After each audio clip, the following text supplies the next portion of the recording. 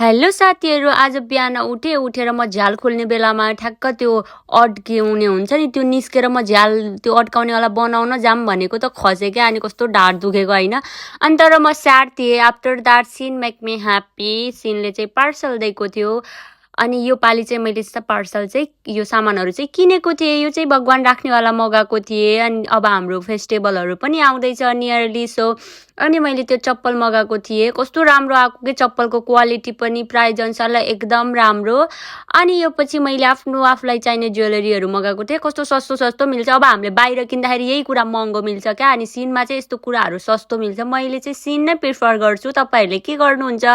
अनि यो चाहिँ आइसक्रिम निकाल्ने आइसक्रिम स्कोप हो। अनि यो चाहिँ ब्रा, यो चाहिँ इन्भिजिबलवाला, अनि त्यो अट्याच गर्न मिल्ने। अनि त्यो चाहिँ मैले तराइनु मगाएको थिएँ त्यो रोटी बेल्नलाई, बट आई डोन्ट नो के आएको हो त्यो। अनि यो चाहिँ मेरो क्युट सामुन्ना सा ब्याग, सो प्रिटी। अनि जस्तो मैले एक्सपेक्ट गरेको थिएँ त्योभन्दा बढी नै प्रिटी छ यो। सानो भए पनि कस्तो क्युट कि अब यो लाएर चाहिँ कहाँ जाने होला भनेर सोचिरहेको छु म।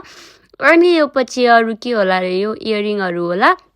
यो इयरिङ चाहिँ एकदम बेस्ट बाहिर लाएर जानुलाई, किनभने मलाई हेभी इयरिङ लगायो भने मेरो कान चाहिँ तन्किहाल्छ। त्यही भएर मैले सानो नै लगाउँछु। अनि यो काँटा चाहिँ कस्तो क्युट, हेर्नु न, वाउ। अनि सबै त्यो 6वटा आएको थियो, यस्तो क्युट थियो सबै। अनि त्यो पछि मैले त्यो रेजर गर्न मगाएको थिएँ। यस्तो कुराहरू चाहिँ सिनमा चाहिँ सस्तो पनि मिल्छ। अनि तपाईँले त अब जिन्दगीभर राख्ने तँलाई त केही पनि हुँदैन नि त। त्यही पनि यो अब केटीहरूको लागि चाहिँ बेस्ट लाग्छ क्या मलाई सिन। अब यो सामानहरू चाहिँ कस्तो देखेको थियो यो भिडियोमा देख्न सक्नुहुन्छ। अनि यो चाहिँ चप्पल र त्यो खुट्टामा लाउने मैले ट्राई गरेँ। यो चाहिँ मेरो नेकलेस। अनि यो चाहिँ इयरिङहरू। अनि यो wow. Thank you for watching. Bye by.